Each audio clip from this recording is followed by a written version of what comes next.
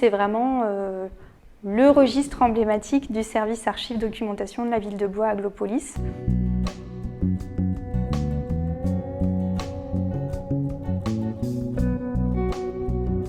Alors donc il s'agit d'un registre de comptes qui date de 1517-1518. On n'a pas la date précise, mais en tout cas c'est l'intervalle de date. Donc il faut savoir que c'est un registre quand même qui est dans un état on va dire de relative fragilité. La couverture, c'est du parchemin. Dans ce registre, il y a un folio en particulier qui nous intéresse, donc c'est le folio 69 verso, sur lequel il y a donc cette caricature que l'on présume être celle de François Ier, mais en fait on n'en a aucune certitude.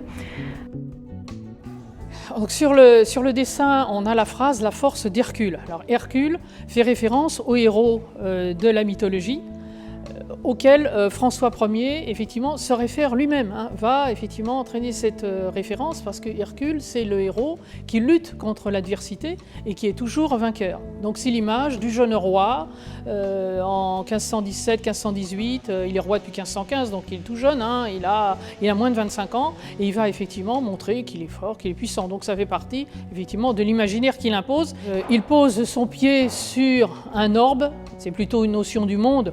Une balle, ça paraît un peu probable, déjà avec le pied, on ne jouait pas à la balle au pied, en tout cas pas quand on était dans l'aristocratie, donc c'est sans doute effectivement une image du pouvoir sur le monde, qui est sans doute caricaturée, exagérée, le fait qu'il pose le pied dessus, qu'il n'est pas dans la main, alors c'est effectivement une caricature. Alors ce dessin, il a ceci de particulier, c'est qu'il est unique, et il est unique parce que c'est un dessin qui provient effectivement de l'imaginaire d'une personne ordinaire, sans doute de l'entourage, mais en tout cas qui exprime la vie de quelqu'un de la population et pas quelque chose qui est cadré dans ce qu'on appellerait une forme de communication officielle. Voilà. Donc cette exposition prestigieuse aussi, donc, qui va se tenir prochainement à la Villa Médicis, donc sur les caricatures, et donc qui se termine à la fin du mois de mai. Et il y aura une seconde édition sur Paris, à l'École des Beaux-Arts, à l'automne prochain.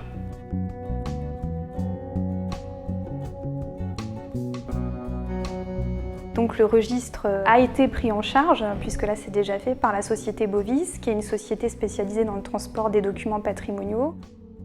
Il part en direction de l'Italie, donc à la Villa Médicis à Rome, et où il sera pris en charge par des spécialistes aussi des œuvres d'art. Et donc le registre va y rester tout le temps de l'exposition, et ensuite il sera rapatrié en France pour la fin du mois de mai. Alors effectivement, c'est vraiment quelque chose d'extraordinaire d'avoir été contacté par la Villa Médicis, qui est quand même un lieu symbolique, un lieu de chercheurs, un lieu d'historiens, un lieu de création, un lieu d'artistes. La ville a un patrimoine culturel, historique, diversifié et important.